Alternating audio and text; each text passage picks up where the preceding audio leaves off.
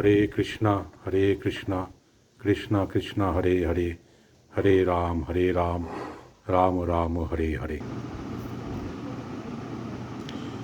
Curl যখন প্রভুপাদকে খুঁজে পেল তখন তারা সোজা কার্লের বাড়িতে এলেন, যেটা ছিল একটা AIR loft, artists in residence বা শিল্পীদের থাকার জন্য ছাদের ওপরের বড় ঘর।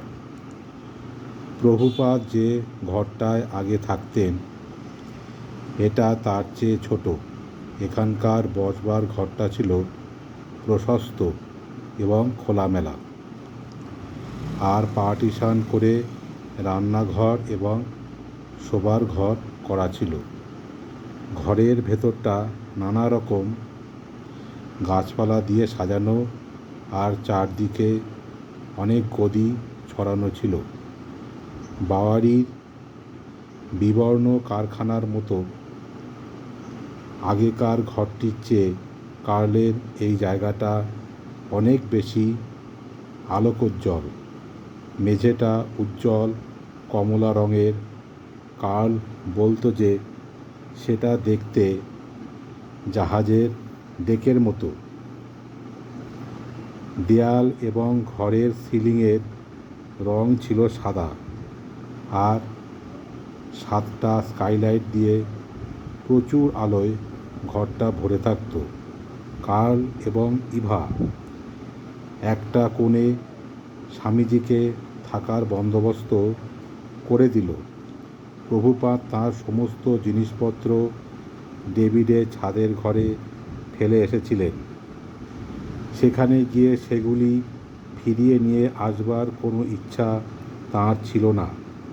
তাই কার্ল সেখানে গিয়ে কয়েকটি অতি প্রয়োজনীয় জিনিসপত্র নিয়ে এলো। প্রভুপাদ তাকে বলেছিলেন তাঁর অধিকাংশ জিনিসপত্রই, যেমন তাঁর বইগুলি, তোরঙ্গ এবং টেপ রেকর্ডারটা যেখানে ছিল সেখানেই রেখে দিতে।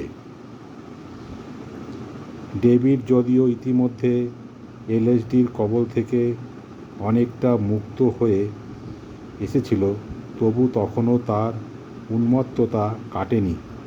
কার্ল যখন সেই ছাদের ঘরটায় পৌঁছালো তখন ঘরের দরজা বন্ধ করে ডেভিড ভেতরে বসেছিল। কাউকে ভেতরে ঢুকতে দিতে সে ভয় পাচ্ছিল, যদিও পরে সে একটু নরম হয়ে এসেছিল। সে ঘরের সমস্ত জানলাগুলি বন্ধ করে রেখেছিল, যার ফলে সেই ঘরটা অত্যন্ত গরম হয়ে উঠেছিল। বিল এপস্টাইনও সেখানে সেদিন এসে সব ব্যাপারটা জেনে ডেভিডের এই আচরণের বিশ্লেষণ করে মন্তব্য করলে যে অত্যধিক মাত্রায় মাদক দ্রব্য সেবন করার ফলে তার সম্পূর্ণ স্নায়বিক বিকলতা বা নার্কোসাইকোসিস হয়েছিল। স্বামীজির প্রতি এরকম ফেটে পড়ে রূঢ় আচরণ করার ফলে ডেভিড যদিও পরে অনুতপ্ত হয়েছিল, তবু বিল বা কার্ল কেউই ডেভিডের সঙ্গে প্রভুপাদের থাকাটা সমীচীন বলে মনে করল না। স্পষ্টত বোঝা যাচ্ছিল সেই ছাদের ঘরটাকে রাধা কৃষ্ণের মন্দির বানানোর যে পরিকল্পনা প্রভুপাদ করেছিলেন তা সম্পূর্ণভাবে নষ্ট হয়ে গেছে। কার্ল এবং বিল স্বামীজির প্রয়োজনীয় কতকগুলি জিনিসপত্র ফিরিয়ে নিয়ে এলো, আর ডেভিড সেই ছাদের ঘরটাতে থেকে গেল। সে চাইছিল একদম একলা থাকতে। কার্ল প্রভুপাদের দৈনন্দিন জীবনের অভ্যাসগুলি সম্বন্ধে ওয়াকিবহাল ছিল এবং সে প্রভুপাদের থাকার এবং কাজ করার উপযুক্ত একটা জায়গার বন্দোবস্ত করার চেষ্টা করছিল। তার ছাদের ঘরটার এক কোণে একটা ছোট চোরাকুঠুরির মতো ছিল।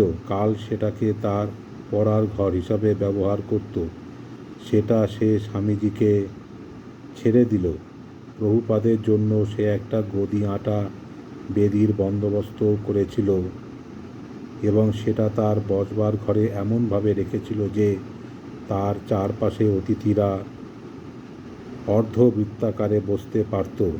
কার্লের স্ত্রী যদিও প্রভুপাদের সেখানে থাকাটা খুব একটা পছন্দ করতো না, তবু তার জন্য কয়েকটা গদি মাদ্রাজি কাপড়ে মুড়ে দিতে সম্মত হয়েছিল।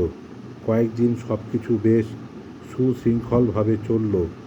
প্রভুপাদ তাঁর প্রাতঃকালীন এবং সান্ধ্যকালীন ক্লাস নিচ্ছিলেন এবং বাওয়ারির হিপি সম্প্রদায়ের অনেকেই সেখানে আসছিল। তার নিয়মিত শ্রোতাদের মধ্যে 3 জন সেই বাড়িতেই বাস করত এবং কার্লের ভাইসহ অন্য আরও কয়েকজন আশেপাশে থাকত।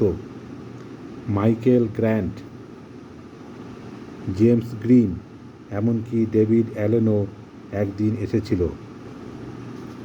ডন ন্যাথানসন নামক একজন শিল্পী তাঁর স্মৃতিচারণ করে বলেন, একদিন আমি কার্লের ওখানে ছিলাম। এমন সময় স্বামীজি বেড়াতে বেড়াতে সেখানে এলেন। ডেভিডের কাছে আমি আগে শুনেছিলাম যে তিনি ওখানে থাকতেন। সাধারণত সঙ্গীত শিল্পীরাই সেখানে আসত। তার সঙ্গে সকালটা কাটাতে তারা ভালোবাসত। এই ব্যাপারটাই আমার বেশ অদ্ভুত লাগত, কারণ তারা সকলেই প্রায় সমস্ত রাত জেগে থাকত আর তিনি প্রতিদিন সকাল 6টার সময় 1 ঘন্টার জন্য সেই আসরে বসতেন।